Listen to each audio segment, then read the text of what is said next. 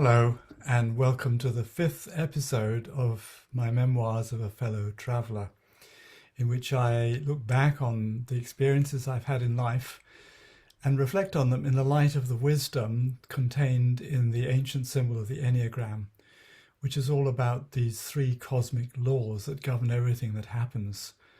And in particular, I've been looking at the necessary steps, the fact that I couldn't avoid mistakes and take shortcuts to arrive at the present time and the stage of the growth in my, if you like, spiritual intelligence, psycho-spiritual intelligence, without going through these steps. And before in this episode, I'll be looking at the time that I spent both studying theology and then being ordained, and the preparation during my curacy in Cheltenham. And then Carol and I went out to serve again in Thailand, but this time with the Diocese of Singapore, the Anglican Church in Thailand, which is part of the Diocese of Singapore by the invitation of the bishop.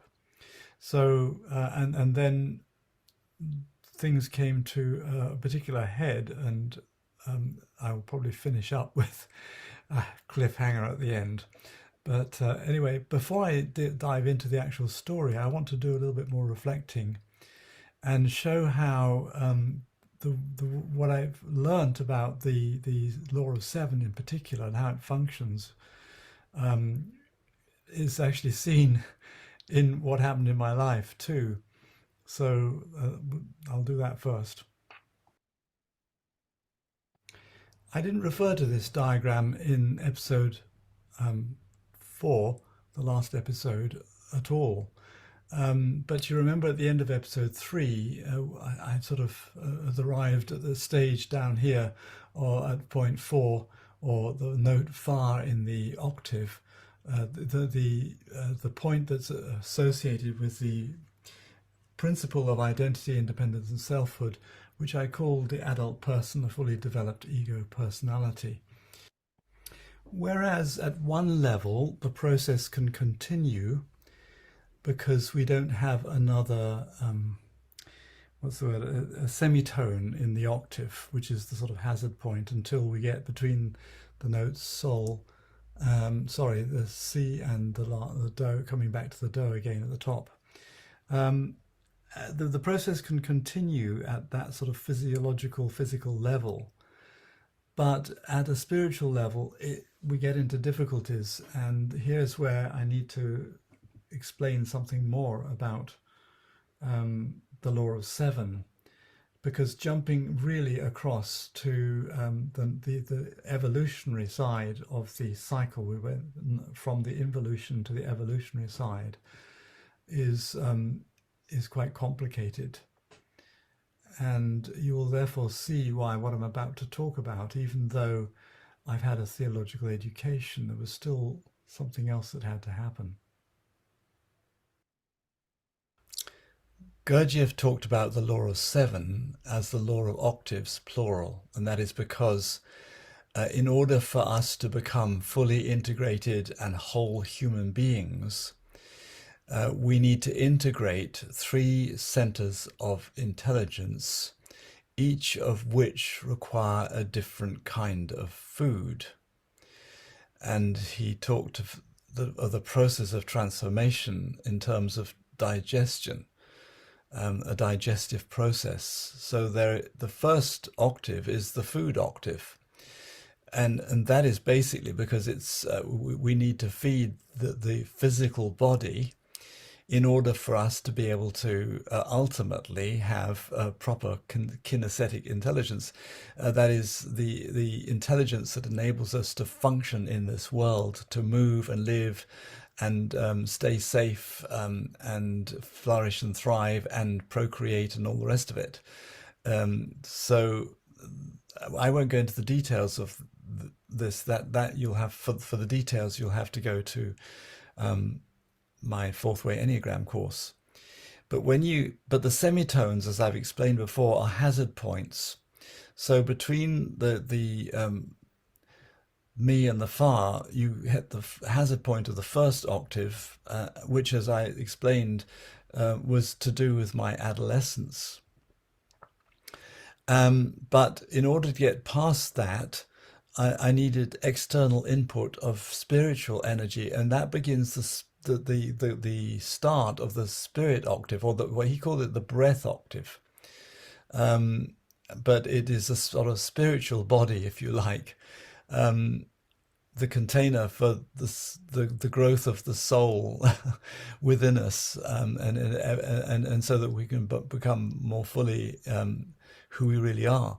And that had happened not just with the external input of people like John Inchley and my dedication and commitment to follow Jesus, but also subsequently in that experience I had. And so it is called the breath octave, because for the words for spirit and breath and air in all of the ancient languages are actually the same. So we've got ruach, meaning both. We've got pneuma in Greek, meaning both. We've got ruh in Arabic. You've got ruha, the Aramaic that Jesus spoke.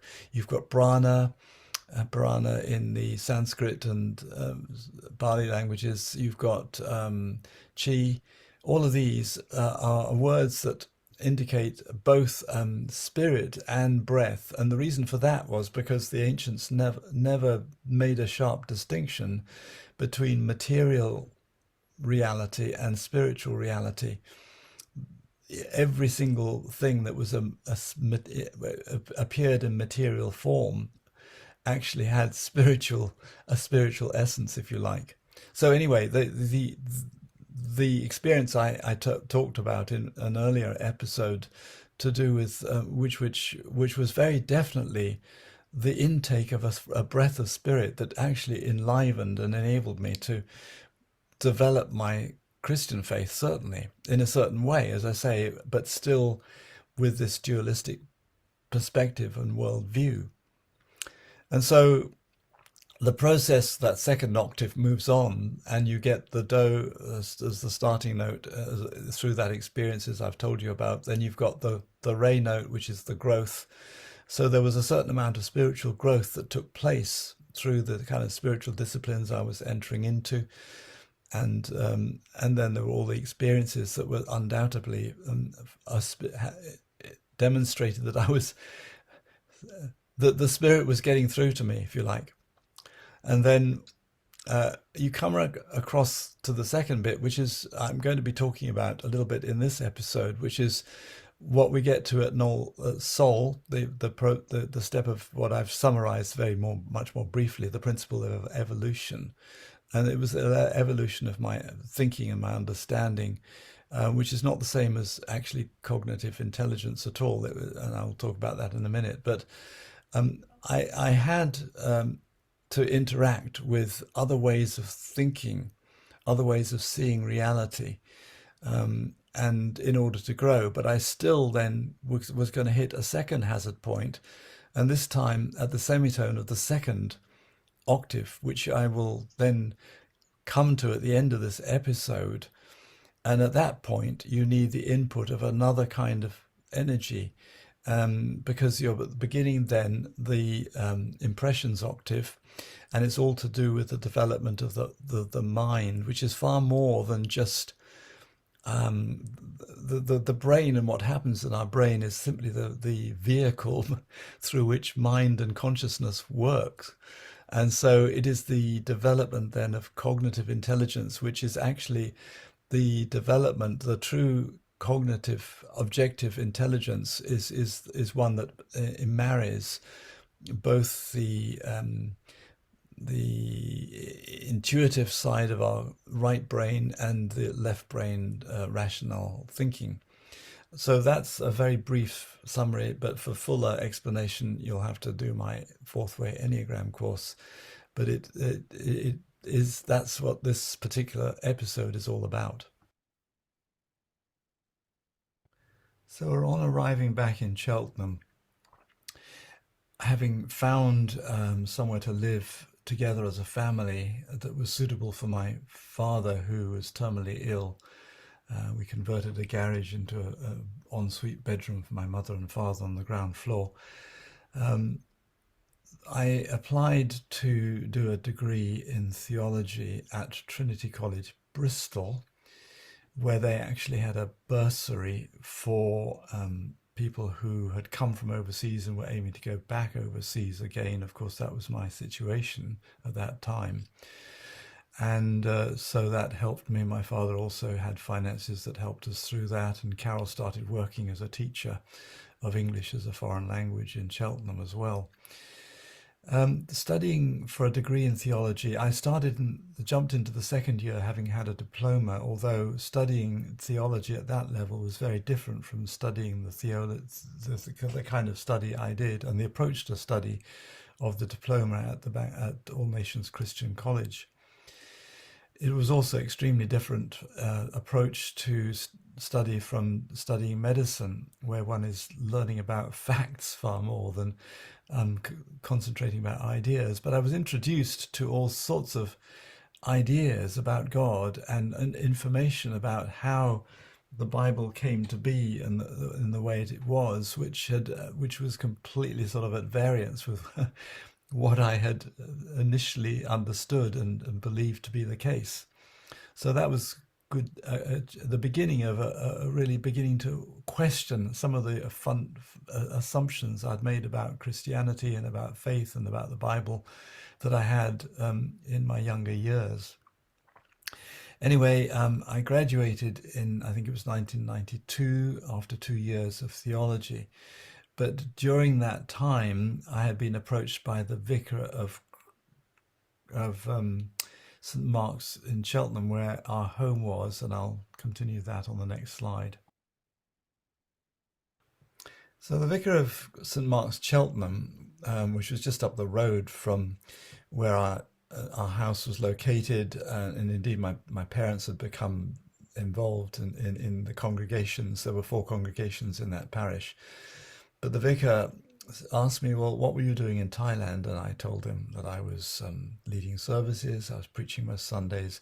The leading included communion, very un-Anglican because I wasn't ordained, and doing all sorts of stuff to do with church growth. And he said, you really need to get that recognized and perhaps authorized. And have you thought of ordination? And I said, no, I hadn't thought of ordination.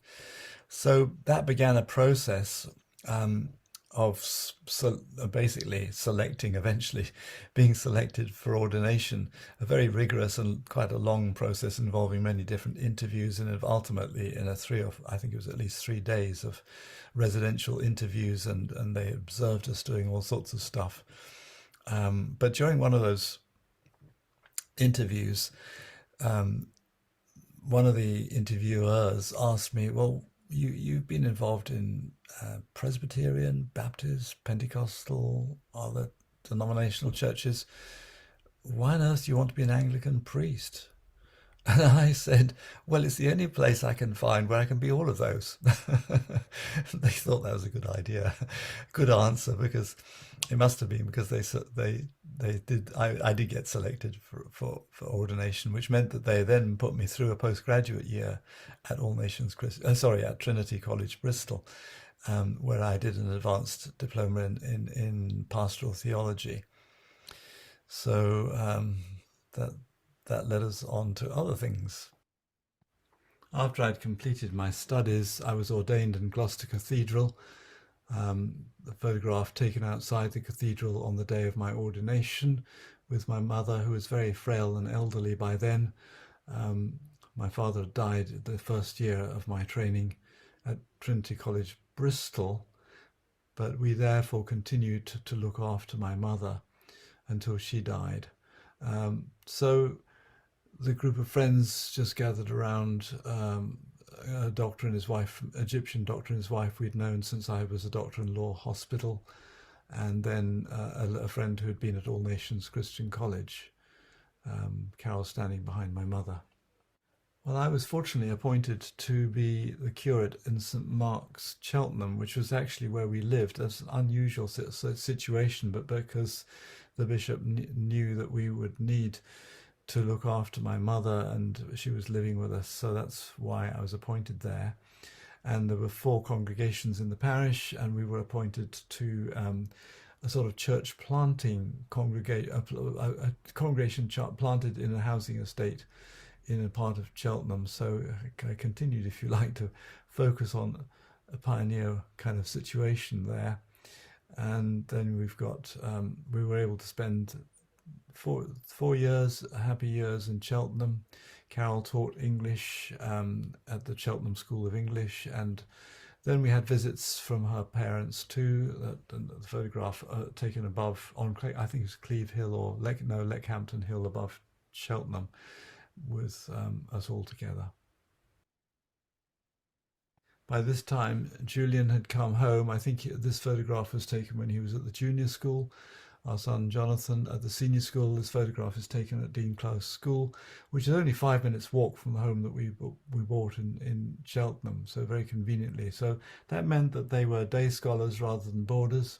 But Rachel carried on at the school in Park School in Yeovil, because she was well settled there, and then subsequently went on to do foundation art course in Plymouth, and then a degree in sculpture. Metal crafts was her specialty, but a degree in sculpture at the University of Gloucester. So Carol was teaching English as a foreign language, and that was obviously with people from overseas. And there were quite a lot of overseas students around Cheltenham, or sometimes visitors from overseas for the summer English language schools.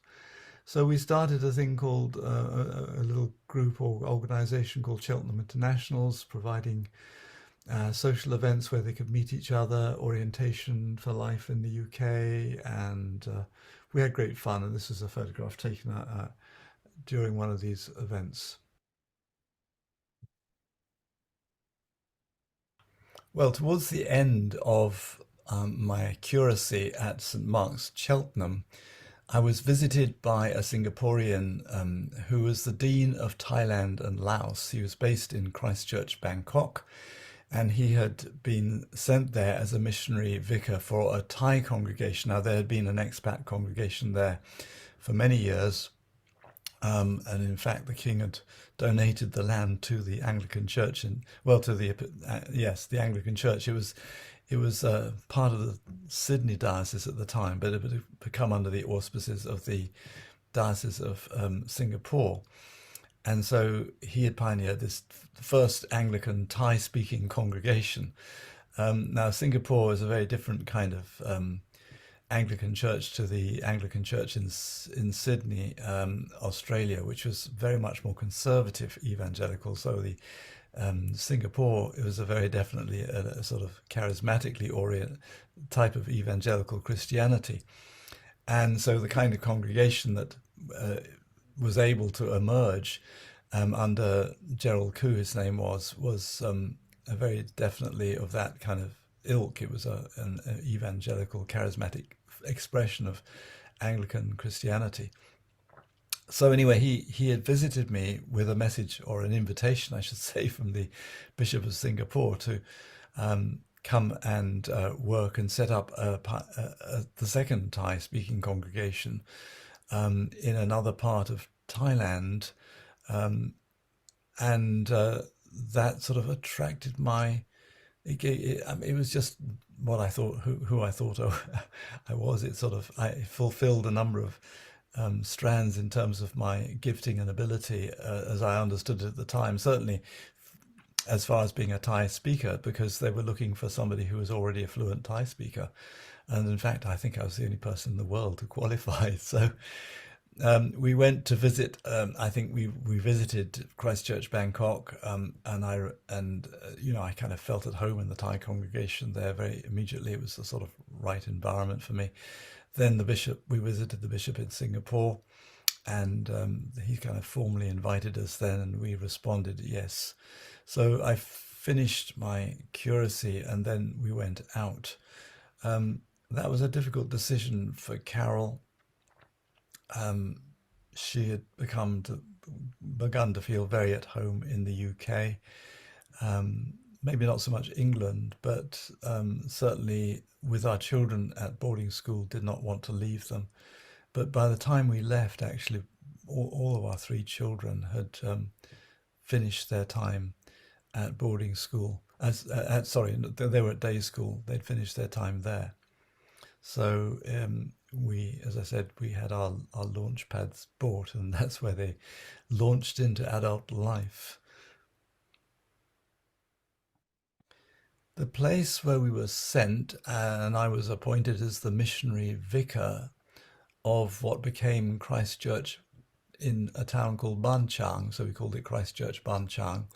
It was an enlarging a town that was originally a market town and had expanded a great deal with population increasing because it was next door to a place called Marktaput where there was they were developing oil refinery, refining industry and petrochemical industry that went along with it. So a lot of people had migrated into the town in order to work there, particularly people from northeast Thailand when they were wanting more of the laborers. But they also had engineers from all over the world in charge of the project. And so there was an international community there.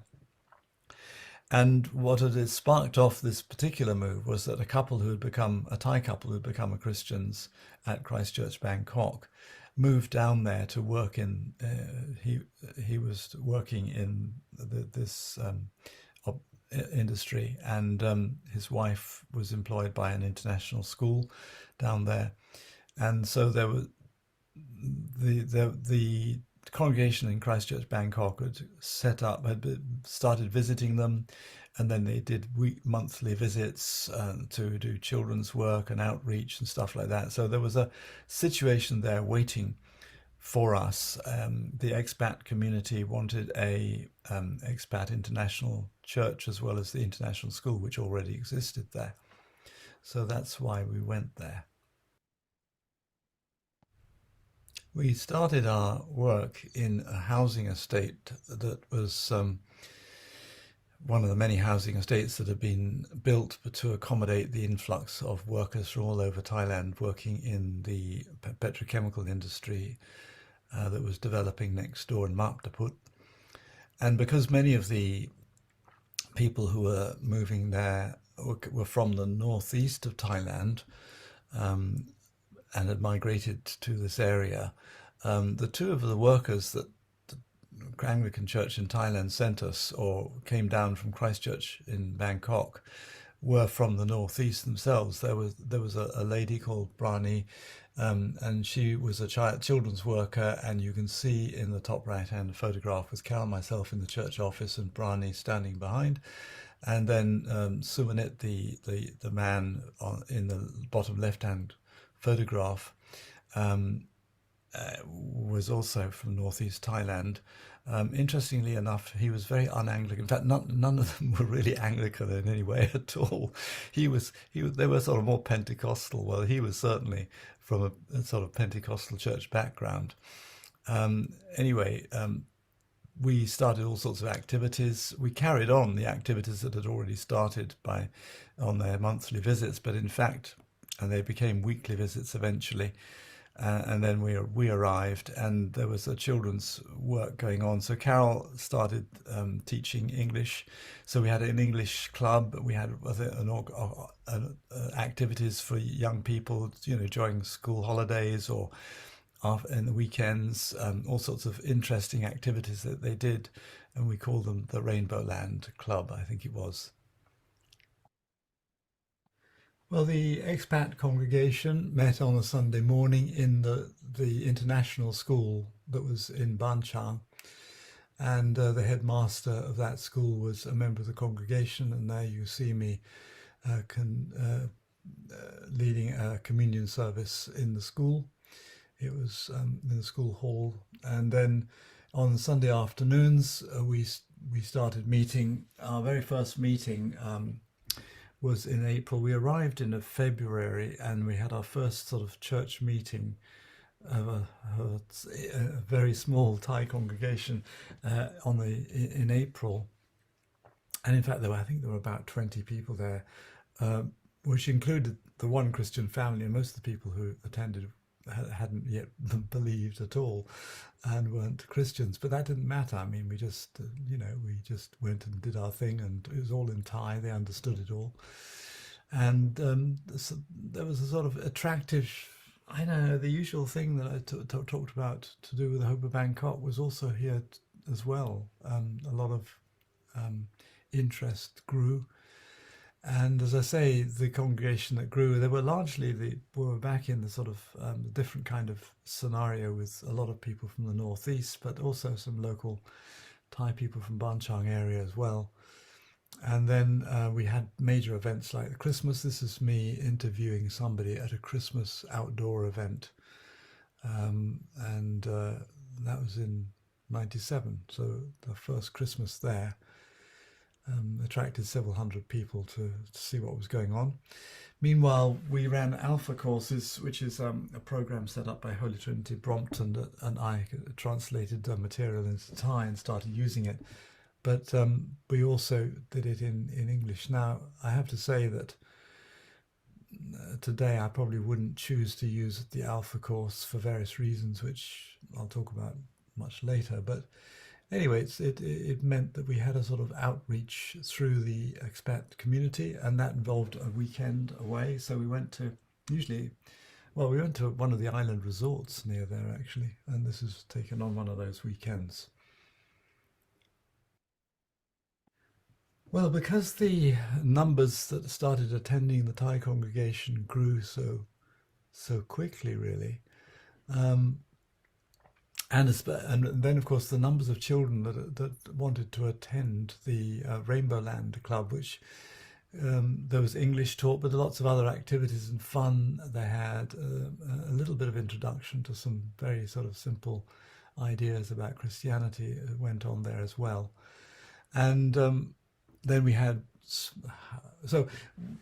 to move out of our original location in a house in the housing estate, and we rented a shop in one of the shopping centres, and this is a photograph of the meetings in the shop, and this is a meeting with the Thai congregation. So we again had the expat English congregation in the morning, the Thai congregation in the afternoon. You can see there's many more people there.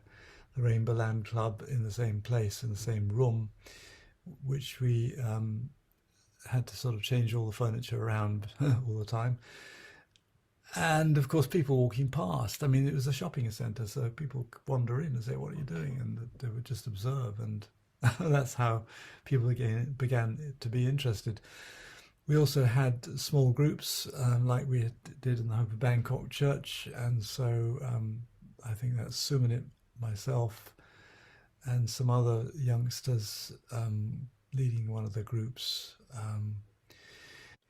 And Carol did a lot of work with Brani, the lady who you'll see with her in another house. We by then moved to another housing estate for our own personal home, rented by the Diocese of Singapore for us, and that functioned, if you like, as a vicarage.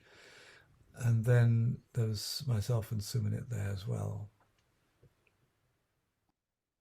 The Diocese of Singapore saw it fit to purchase a plot of land, quite a large plot of land, seen in this photograph with the church vehicle in front of it in the foreground.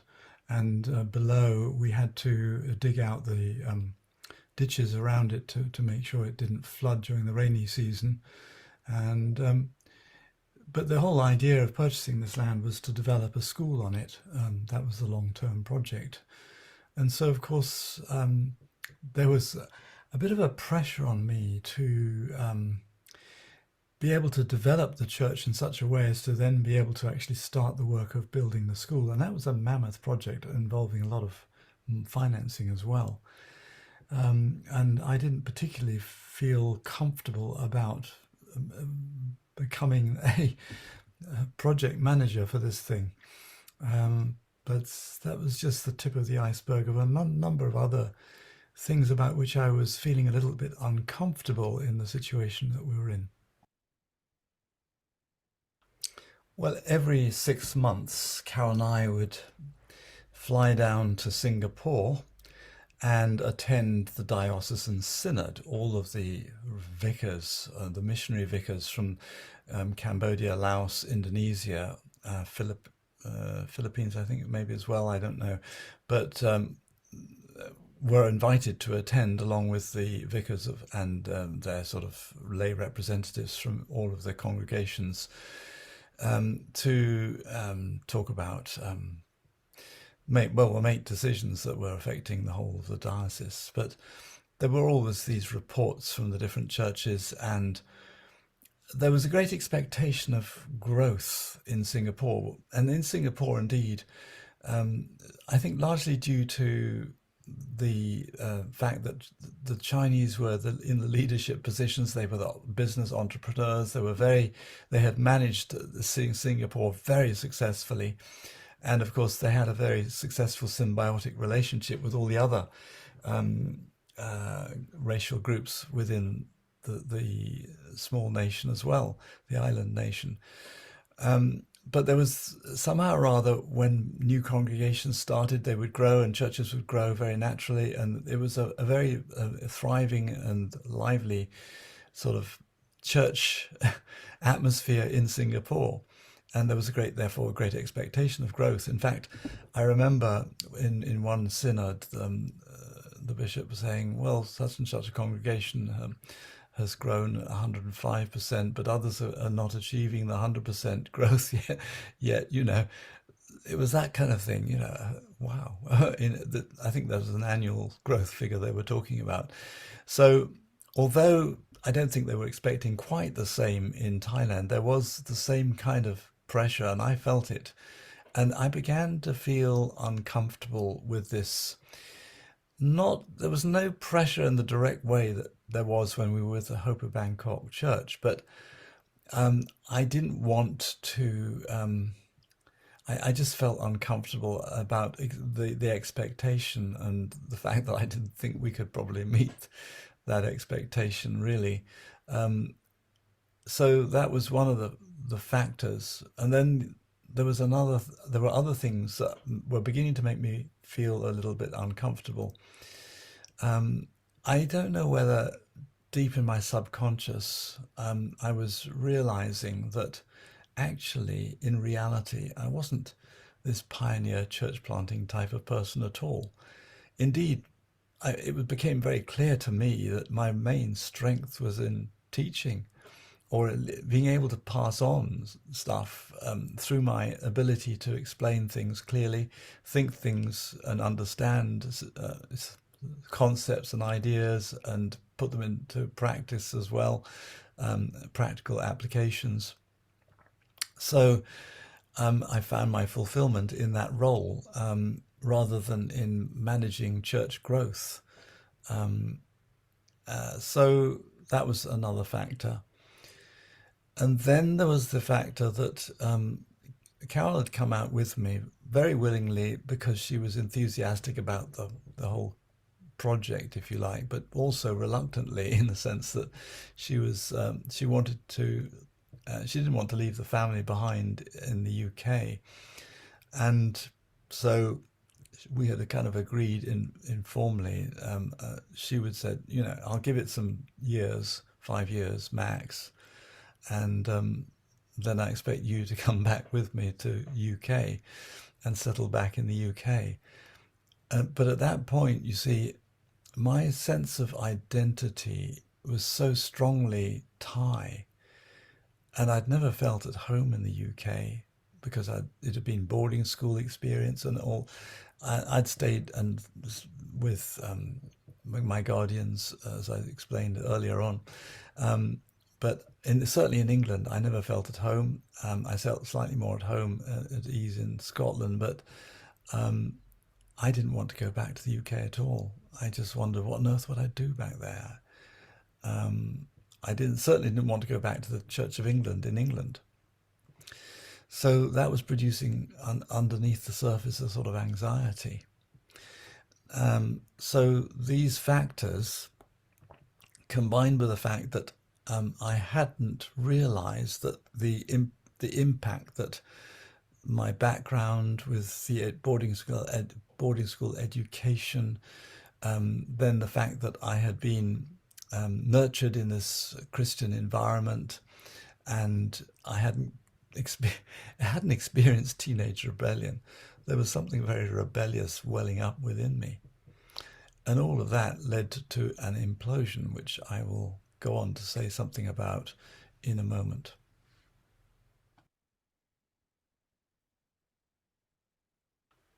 So, in the year 2000, with all of this stuff underneath the surface, and I was not yet fully understanding myself, and the fact that there was a lot of stuff in the shadow, what they call the shadow, that I had to do shadow work and come out and bring out into the open. With all of that,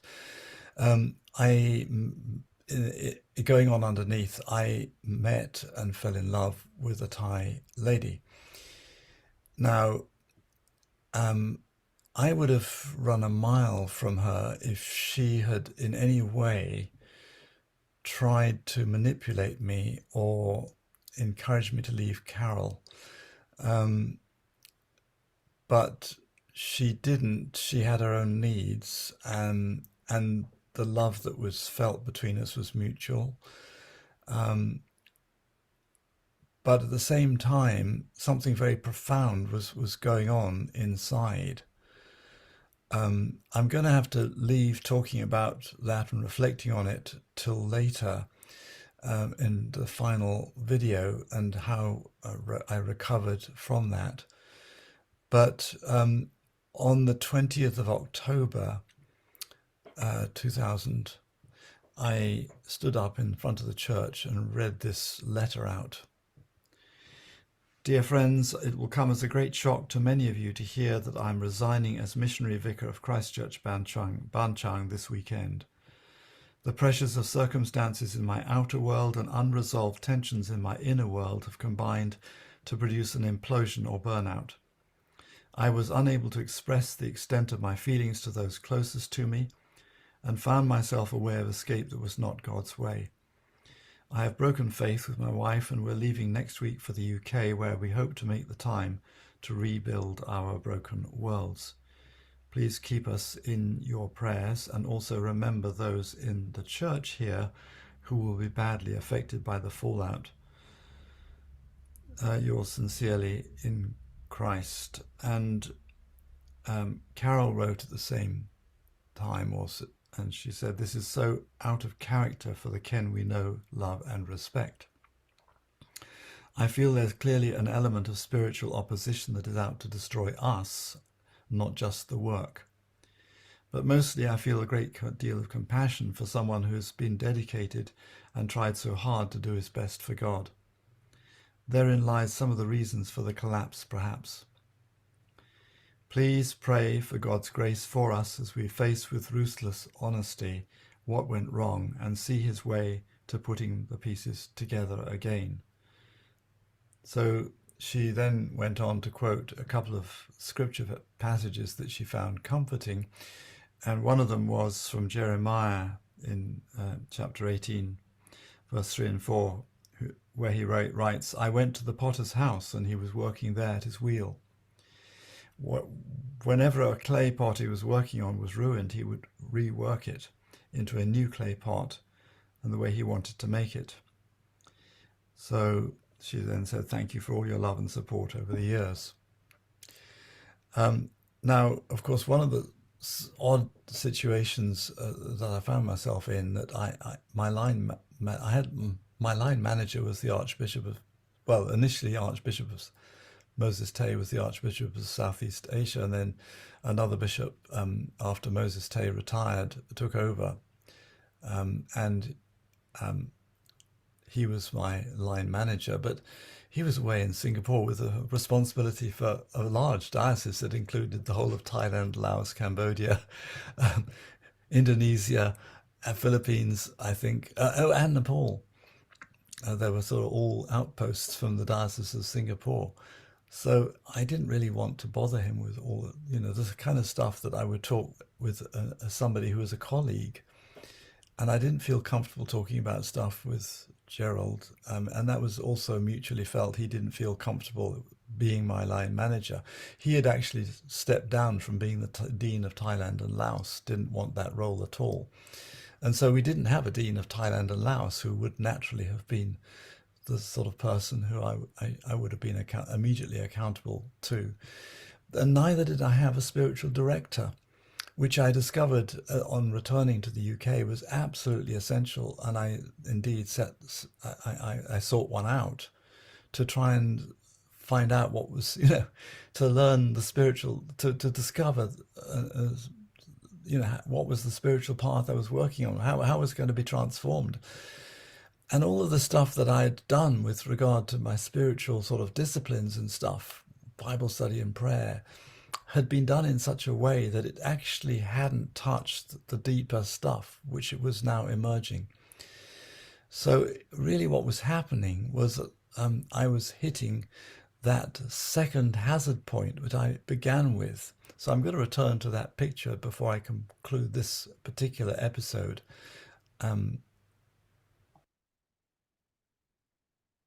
So in terms of the Fourth Way Enneagram, and this is something that I now realize, having come across this stuff, what was happening, I had hit that second hazard point that comes at the semitone of the second octave, which is the breath octave, and therefore the octave that's dealing with the sort of emergence of true emotional intelligence and the development of the consciousness of one's being, and